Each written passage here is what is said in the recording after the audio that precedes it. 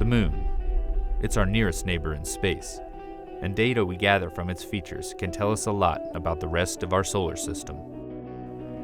And through the eyes of the LRO spacecraft, we can explore the lunar surface in all new ways, in fascinating detail. Our tour begins on the western border, where the near side of the Moon meets the far side. The enormous feature is a lunar crater, and it's known as the Oriental Basin.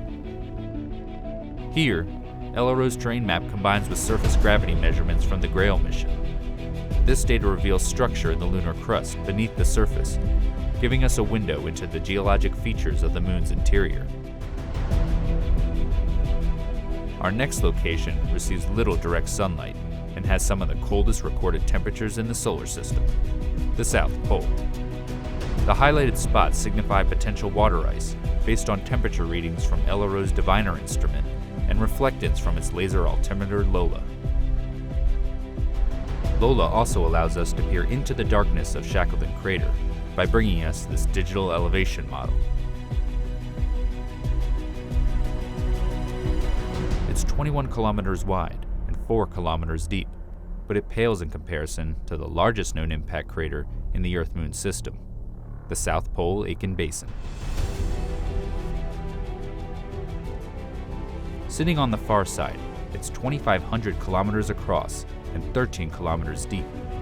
We don't yet know exactly how old the basin is, but it was first seen in the 1960s by spacecraft flying around the far side.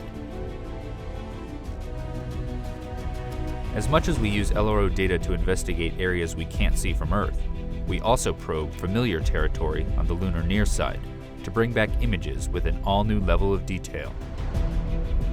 This is Tycho Crater.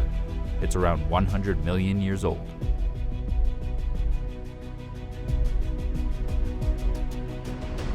Here, the Lunar Reconnaissance Orbiter camera captures the central peak with a 100-meter wide boulder at the summit, the origins of which are still a mystery. Continuing across the Moon's near side, we will arrive in an area ripe for future exploration due to the diversity of impact and volcanic materials. It features a prominent crater so bright it's not only visible through telescopes, but also to the naked eye. Welcome to the Aristarchus Plateau. Here, infrared shows the mineral pyroxene in orange and a splash of plagioclase in blue from Aristarchus Crater. This region can tell us a lot about the rich volcanic history of the Moon. As much as we study the Moon looking for sites to visit, we also look back at places we've already been. This is because the new data that LRO is gathering helps us reinterpret the geology of familiar places, giving scientists a better understanding of the sequence of events in early lunar history. Here, we descend to the Apollo 17 landing site in the Taurus Littrow Valley, which is deeper than the Grand Canyon. The path the astronauts took over the course of 3 days is shown. The Lunar Reconnaissance Orbiter camera is even able to capture a view of the bottom half of the Apollo 17 lunar lander, which still sits on the surface, as well as the rover vehicle. These images help preserve our accomplishment of human exploration on the Moon's surface. Moving onward, we make our way to our final destination. This location contains regions that exist in permanent shadow, as well as ones that bask in nearly perpetual light. It's the North Pole. Detailed terrain measurements by Lola allow scientists to model sunlight and shadow at the poles over decades and centuries.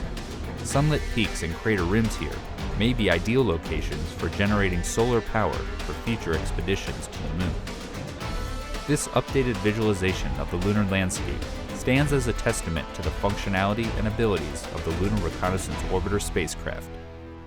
And as the mission continues to gather data, it will provide us with many more opportunities to take a tour of our Moon.